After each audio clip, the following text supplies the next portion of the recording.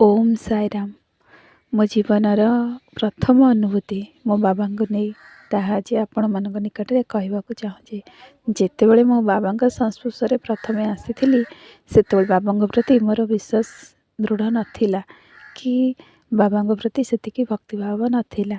दिने मो बाबा को यहाँ कहली कि बाबा जदि आपण सत्य भगवान आप जदि सत्य समस्त मन कथा जापारुंट ताहले आज आम घर को कौन सी व्यक्ति रूप में हो कि क्या रूप में हो आसिकी मो ठारू आज भोजन खाई जीवे यहाँ आपण को निमंत्रण रहा।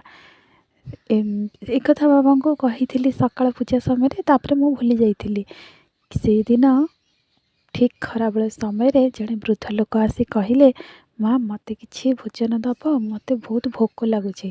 तापरे मोर किछि भी मन नथिला जेहेतु तापर मते बहुत खुशी लगिला। मुझे तांको सांगे सांगे भोजन घर को डाकी भोजन देली। से बहुत खाइले बहुत शांति बहुत आशीर्वाद करके गले।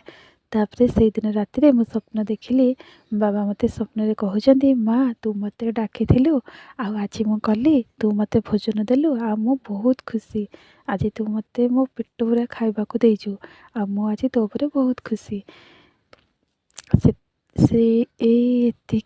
जिते मोर ये स्वप्न देखिकी हठात निद भांगीगला से मु भाविली कि पूजा समय सकाळे जो मो बाबा को मो घर को आसवाक निमंत्रण करी बोध हे आज दिनटी मो सहित एमती किसी चमत्कार बाबा देखले। तापर बाबा ऊपर मोर विश्वास बहुत दृढ़ हो गला। आ सेबेठू मो बाबा सहित